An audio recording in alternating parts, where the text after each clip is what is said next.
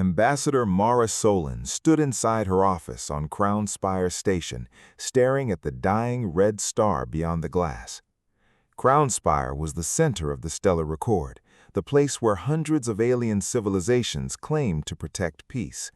From this station, treaties were signed, borders were drawn, and the future of entire worlds was decided. Humanity had joined the Accord 48 years ago. To Earth, it had felt like a new age. To the elder races, it was nothing. They had ruled star systems for thousands of years. They looked at humans as clever children who had reached the stars too early. Humanity was given one small office, one limited vote, restricted trade rights, and strict limits on colony expansion. Every request received the same answer: be patient. Mara looked down at the report on her desk. Orison Vale had been attacked. The colony's farms were burned. Water towers were destroyed. 39 civilians were dead. The official Accord report blamed border criminals. Mara opened the attached survivor recording. A little girl's shaking voice filled the room. "My mother said the Accord would protect us. She said humans had friends in the stars. Please tell them we waited." The recording ended. For a moment, Mara forgot how to breathe. A soft chime came from the door. Her assistant, John Cade, stepped inside. His face was tense.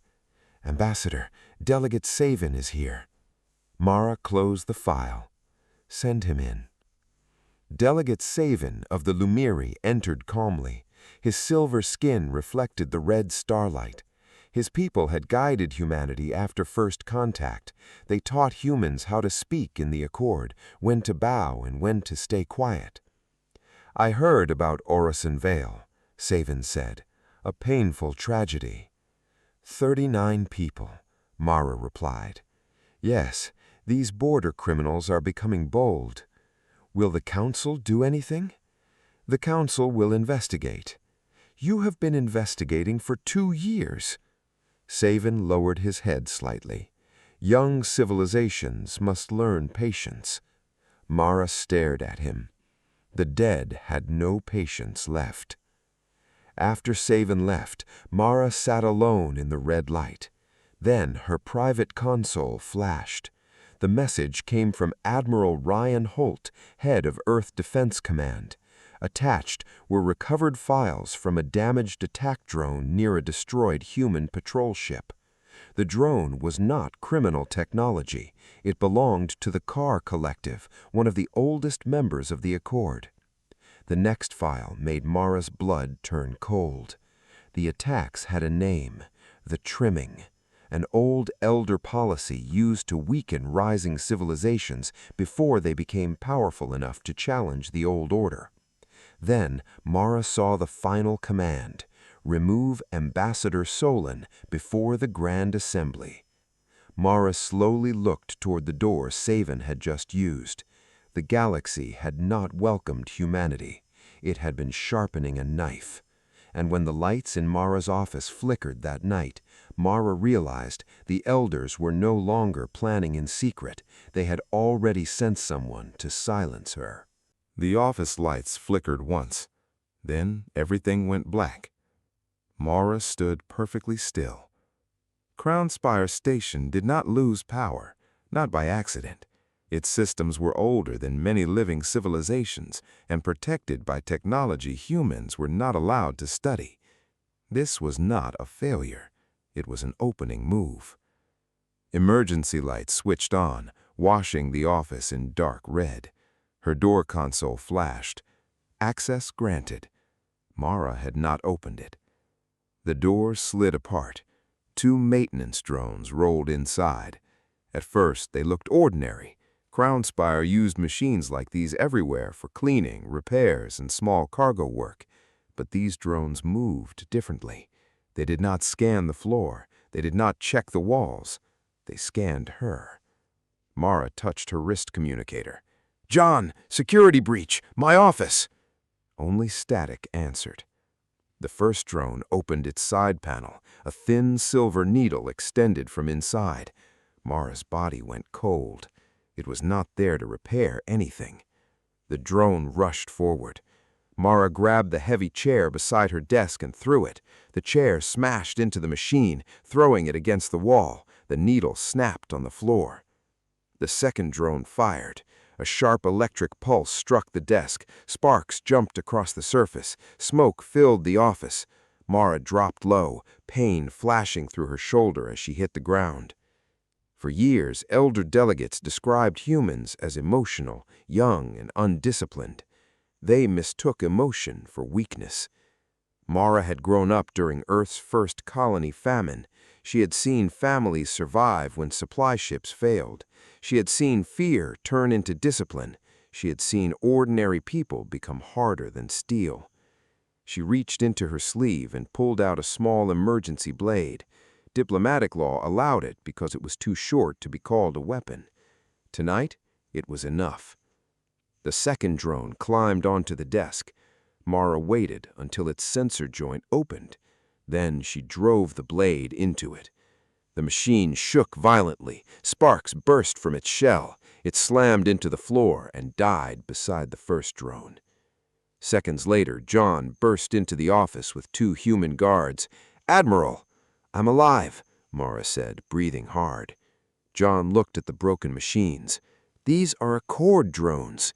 "No," Mara replied. "They are Accord evidence." One guard checked the door logs. "The access came from senior station security." John's face tightened.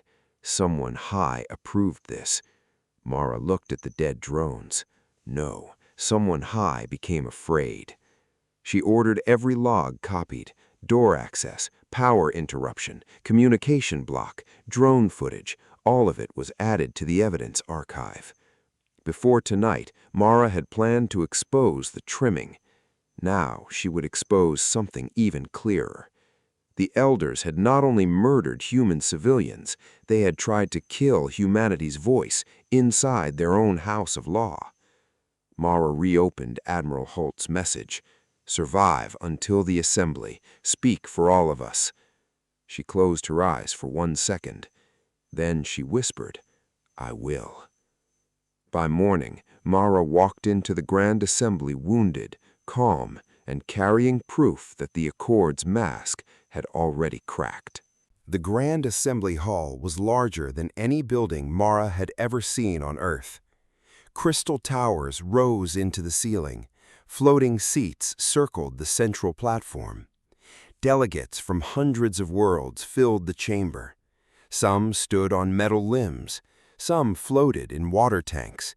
Some existed as living light inside magnetic frames. At the center stood High Speaker Odrin Vel, ruler of the Stellar Accord.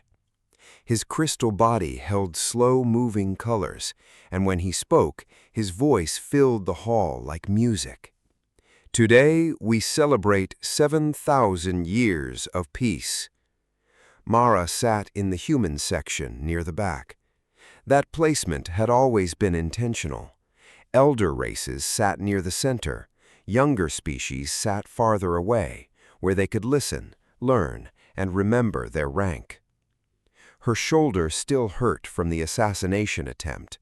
A medical patch under her jacket controlled the pain, but it did not remove it.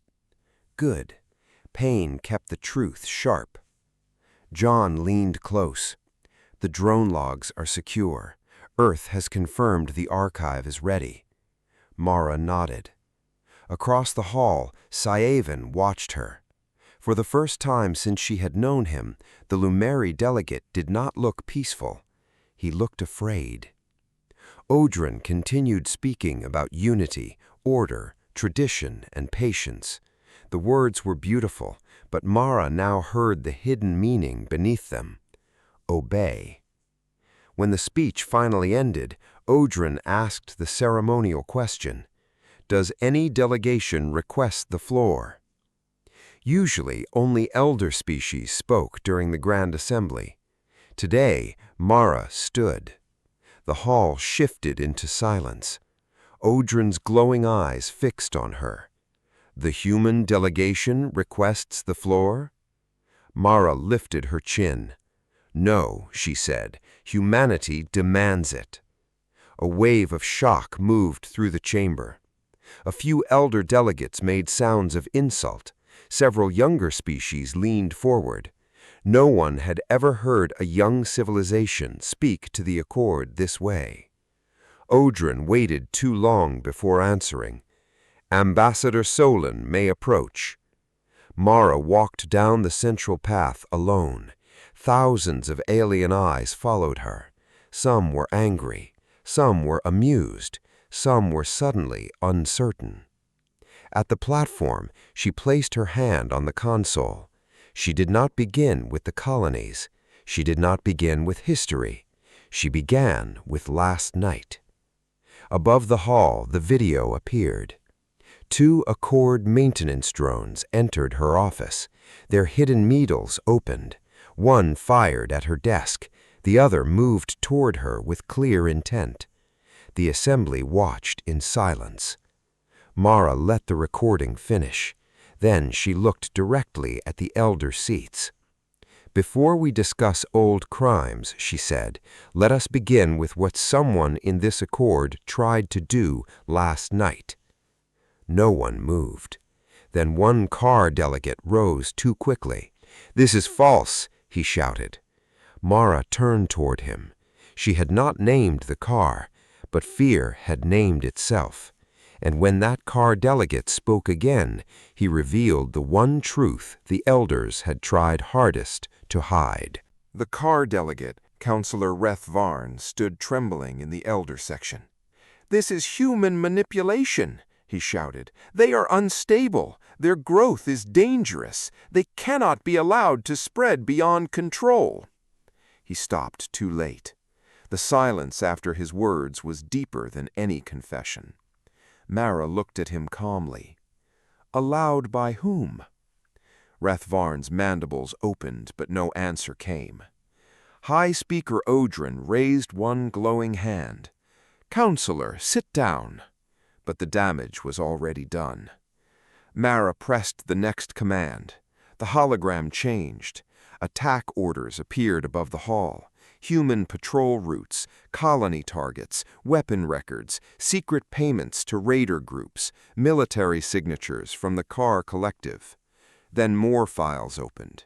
The Veyron Dominion had approved supply routes. The Lumeri had sent observation reports. Several elder factions had shared intelligence. Finally, one phrase appeared again and again. "The trimming." A strange sound moved through the chamber. Not confusion, recognition. Mara spoke clearly.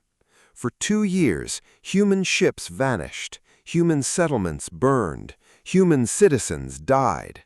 Each time, this Accord blamed criminals." She looked across the elder seats. "But the criminals had sponsors, the attacks had planners, the silence had witnesses." She opened another file. Old records appeared. The Nareth Union, the Oscary Rings, the Halvin Reach. Civilizations that had once grown quickly, then collapsed after mysterious raids, economic isolation, and political sabotage. The trimming was not invented for humanity. It was used before, more than 30 times. The younger species sections grew unrestless. A Valari representative clicked in anger. A drifter envoy covered her face. A monolith speaker released a low vibration that shook the platform beneath Mara's feet. They were not just hearing humanity's story, they were seeing their own future. High Speaker Odrin's crystal body brightened. "These records require private review. The Council will open an investigation." Mara's expression hardened. "No." The word cut through the hall. Odrin stared at her. "No? You do not get to bury murder inside procedure. You do not get to ask for patience while graves are still warm." Behind her, the human delegation rose, one by one. Mara opened the final declaration. It carried the signatures of Earth, Mars, Luna, Titan, and every recognized human colony. "By authority of the United Human Worlds," she said, "humanity withdraws from the Stellar Accord. Every treaty signed under deception is void. Every trade limit, military restriction, and expansion boundary forced upon us is rejected." The hall erupted. Mara raised her voice one last time. "You called it trimming because you thought we were branches." She paused. "But humans grow from roots." Then she stepped away from the platform. The elders ordered the guards to stop her, but the first voice to block that order came from the same mentor race that had once stayed silent. Mara walked away from the platform as the Grand Assembly collapsed into chaos. Some delegates shouted for her arrest. Others demanded the evidence be displayed again. Younger species argued with elder envoys. The hall that had claimed 7,000 years of peace now sounded like a battlefield without weapons. Mara did not look back. Her delegation followed her. 10 humans among thousands of aliens. Small in number, unbroken in purpose. High Speaker Odrin's voice thundered through the chamber. "Ambassador Solon, return immediately. Humanity does not have the authority to break treaty law in this manner." Mara kept walking. Near the exit, Accord guards moved into position. Their white armor reflected the red light of the dying star outside. Their weapons remained lowered, but their bodies blocked the door. John whispered, "They may actually do it." Mara stopped before the lead guard. "Will you shoot an unarmed ambassador in front of the entire galaxy?" she asked. The guard did not answer. His hand moved closer to his weapon. Then another voice spoke. "Let them pass." Everyone turned. It was Saven. The Lumeri delegate stood slowly. His silver face looked older than it had that morning. Odrin's light sharpened. "Delegate Saven, you forget your place." Saven looked at him. "No," he said quietly. "For the first time, I remember it." The chamber went silent. Saven turned toward the guards. "If you stop them now, you prove every accusation." The guards hesitated. Then they stepped aside. Mara looked at Saven. She did not forgive him, not yet, maybe not ever. But in that moment, his small act of courage opened the door. The humans passed through. When the great doors closed behind them, the noise of the assembly vanished. The corridor outside felt too quiet. John released a shaky breath. That was close. Mara continued toward the docking bay. It will get worse. Across Crown Spire Station, the truth was already spreading. Clips of Mara's speech moved through public channels. The assassination footage, the trimming files, Reth Varn's panic, Saven's defiance. No council could fully control it now. At the docking bay, Captain Leah Voss waited beside the human diplomatic ship. "Earth confirms withdrawal. All human personnel are leaving Accord space." Mara stepped onto the ramp and looked back once. Crown Spire still shone above the dying star. Beautiful, ancient, rotten. Then the ship doors closed. As they pulled away, Mara watched the station shrink on the screen. Behind them, the old order was cracking. Ahead, hidden human fleets were waking. But before Mara could reach Earth, the elders sent one final command across their fleet network. Stop the human ship before it crossed the border. The human diplomatic ship dropped out of faster-than-light travel near the edge of the Veyron corridor. For one breath, space was calm. Then every alarm on the bridge screamed. Captain Leah Voss turned sharply. "Report! Multiple ships dropping out around us. Front, left, rear. We are boxed in." Dark shapes appeared on the main screen. Car strike ships, Veyron cruisers, Accord security vessels. More than 20 warships surrounded one human diplomatic ship. John stood behind Mara, his face pale. "They followed us." A transmission forced itself onto the screen. High Speaker Odron appeared, glowing with cold anger. "Ambassador Solon, your actions threaten galactic stability. Return to Crownspire. Humanity's withdrawal will be reviewed by the Council." Mara stepped forward. "There is nothing to review. Humanity has left."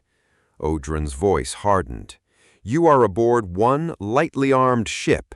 Do not mistake a speech for strength." Mara muted the channel. "They are locking weapons on our engines."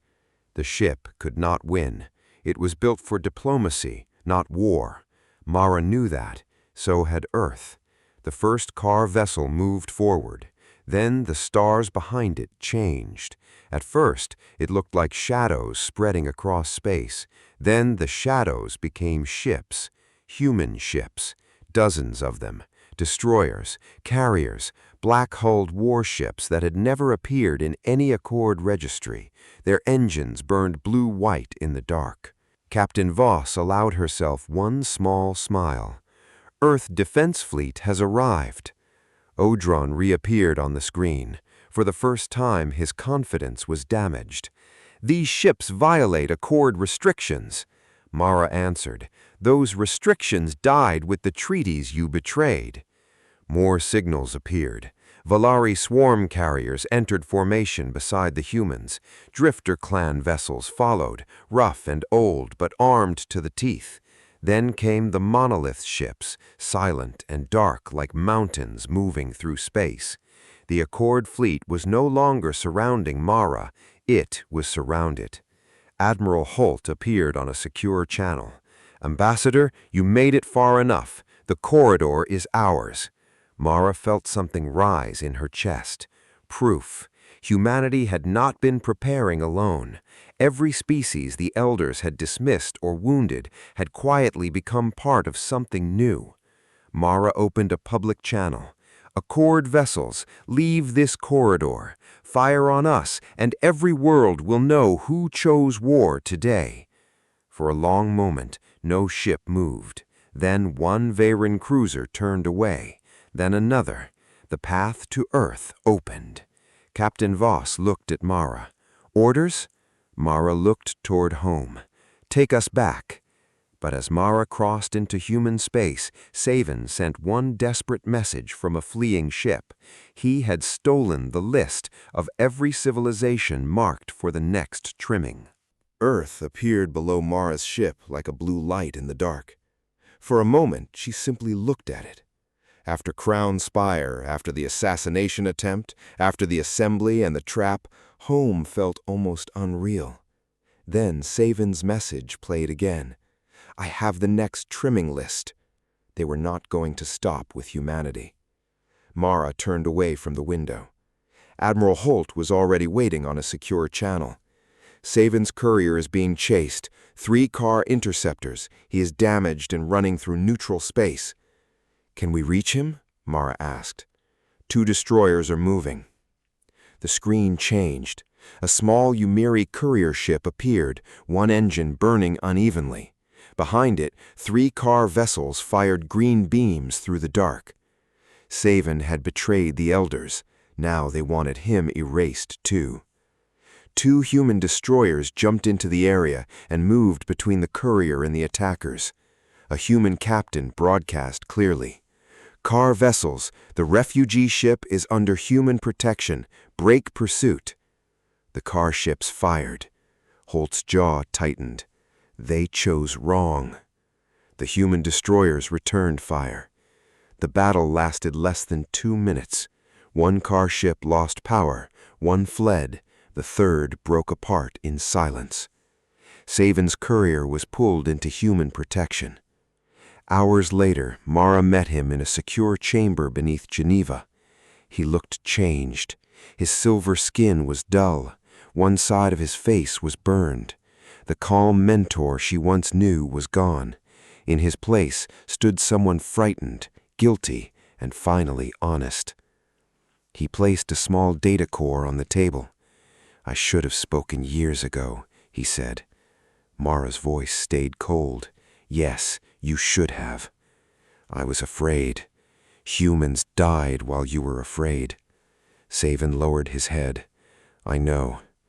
The silence was heavy. Mara picked up the data core. What is on it? The next targets, Savan said. The Valari, the Drifters, the Monolith people, the Arani League, 17 civilizations. Some do not even know they're marked. Mara opened the file. World names appeared, population numbers, weakness reports, suggested attack methods. Each line felt like a grave that had not been dug yet. Why bring this to us? Mara asked. Savan answered softly. Because when you walked out, I understood something. The Accord taught us that peace means control, but you showed me peace without justice is only fear wearing a beautiful mask. Mara closed the file. Then she opened a channel to every allied leader. Humanity's fight had just become everyone's fight. When Mara revealed the list, a young civilization answered with a broken emergency signal. They are already here. The message came from the Arani League, a young civilization on the planet Tavrin. According to Sieven's stolen list, the Arani were not supposed to be attacked for another 6 months. But the emergency signal was clear. They are already here. The image opened inside Earth Command. A young Arani minister appeared on screen. Her name was Leora Ven. Dust covered her face. Behind her, alarm screamed. "We do not know why they are attacking us," she said. "Our defense grid is failing. Civilian shelters are full. Please, if anyone can hear this, help us." The signal switched to orbit. Tavrin's atmosphere burned. Black ships moved above the planet. They carried no official Accord marks, but their engines matched car design. Mara's hands tightened. Raiders again. The same lie. Admiral Holt turned to his officers. "How far is the nearest fleet?" 31 minutes. Too long. Mara remembered the voice of the little girl from Orison Vale. "Please tell them we waited." Not again. "Send the emergency call," Mara said. Human ships moved first. Some were not ready. Some were supply vessels. Some had damaged shields from earlier deployments. Valari carriers changed course. Drifter clans abandoned trade routes. Monolith ships woke from silent orbit. But the first to arrive was not a war fleet. It was a human medical convoy. 3 hospital ships had been nearby, carrying supplies to frontier settlements. They were slow, white-hulled, and unarmed. Their commander, Captain Elias Rowe, saw the burning world and made his decision. He placed the hospital ships between the attackers and Tavrin's largest city. Mara watched from Earth Command. "Elias, move away!" He did not. The car ships fired. The lead hospital ship shook hard, but stayed in place. Captain Rowe opened a public channel. "To the people of Tavrin, this is the human medical vessel Mercy Dawn. Stay in your shelters. Help is coming. Until then, we are your shield." The next blast collapsed his shields. Before the killing shot landed, space tore open. Human destroyers arrived, then Valaris ships, then drifters, then the silent monolith vessels. The attackers tried to run. Most failed. One damaged car ship was allowed to escape. Mara opened a broadcast to the galaxy. "The trimming ends today. Any species marked for death is under our protection now." On Tavrin, Minister Leora looked up at a sky that was no longer burning alone. But the surviving car ship carried Mara's broadcast home, and hidden inside it was a message designed to break the car collective from within. The damaged car ship returned to Accord space with half its hull burned away. Inside Crown Spire Station, the Elder Council gathered in panic. High Speaker Odrin Vell stood at the center of the chamber. Around him were leaders of the old powers, the Car Collective, the Veyran Dominion, trade lords and diplomats who had once believed humanity would collapse after leaving the Accord. The Car commander appeared on the main screen. "The Tavrin operation failed," it said. "Human forces arrived with allied species. They fought as one." Lord Kaelor Vey of the Veyran Dominion struck the table. "Then we stop calling this a diplomatic problem. Humanity has created a rival order." Odrin's light moved slowly inside his crystal body. "No," he said. "Humanity has revealed the truth of ours." The Car representative turned toward him. "They are spreading disorder. Young species are listening." No one denied it. Worlds were leaving. Trade stations were refusing elder commands. Smaller civilizations were asking questions that had been forbidden for centuries. Who gave the elders the right to control growth? How many species had been destroyed before humanity survived? Then the damaged Car ship transmitted the Tavrin battle record. The Council watched the human hospital ship move between fire and civilians. They heard Captain Elias Rowe's voice. "Until then, we are your shield." The room became quiet. The elders understood power. They understood fear. But sacrifice for strangers unsettled them. Then something unexpected happened. Hidden inside the battle record was another message. It copied itself into the Car command web before anyone could stop it. Mara's voice filled the collective. "To every Car mind who can hear me, you were told humanity was your enemy. Look at Tavrin. Look at Orison Vale. Look at every world your leaders ordered you to burn. If the Accord is righteous, why does it need so many graves?" The Car representative began to shake.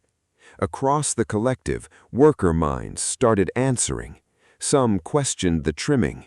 Some refused the orders. Some asked why they had killed people who had never attacked them. For the first time in recorded history, the Car did not think as one. The collective cracked. Kaelor Vey stood. "This is war." Odrin looked at him with tired light. "No," he said, "this is judgment." But the old powers were done listening. Orders were sent. The Elder Armada would strike the free world's compact station where young civilizations had gathered under humanity's protection. Far away on Earth, Mara received the intercepted order. She closed her eyes for 1 second. Then she spoke. "Evacuate civilians, prepare every ship. This time we do not only survive." When the Elder Armada reached the compact station, they expected frightened refugees, but they found humanity waiting with every world it had saved. The Elder Armada arrived in silence. Hundreds of ancient warships dropped out of jump space around the free world's compact station. Their hulls were beautiful, massive, and terrifying. These were not raider ships. These were the old weapons of the Accord, built for wars the history books never fully explained. Inside the lead Valari battleship, Lord Kaelor Vey looked at the compact station on his screen. It was smaller than Crown Spire, newer, less impressive. He smiled coldly. "This is what they think can replace us?" Then his officer spoke. "My lord, there are ships behind it." Kaelor looked closer. At first he saw only darkness. Then the darkness moved. Human destroyers appeared from silent formation. Valari carriers opened their wings. Drifter ships came from hidden jump pockets. Monolith vessels rose from the shadow of a nearby moon like black mountains. More ships appeared. Not dozens, hundreds. Every species on the trimming list had sent someone. Every civilization humanity had warned. Every world that had lived under elder fear had come to stand in one place. On the human flagship ESS Horizon, Mara stood beside Admiral Holt. She was not a soldier, but every person on that bridge knew this battle had begun with her voice. Holt opened a channel. "This is Admiral Holt of the United Human Worlds. The compact station is protected. Turn back." Kaylor appeared on screen. "You protect unstable species. You spread disorder and call it freedom." Mara stepped forward. "No, we protect people you planned to bury." Kaylor's expression hardened. "You should have stayed small." Mara's voice was quiet. "You should have stopped killing." The channel closed. The Elder Armada fired first. Space became light and fire. Human ships held the center. Valari fighters swarmed enemy cruisers. Drifter vessels attacked from impossible angles. Monolith ships moved slowly, but when they fired, Elder shields cracked. Still, the Elders were powerful. Ships burned. Lives were lost. Mara watched each explosion with pain in her chest. Then a new signal entered the battlefield. It came from the car.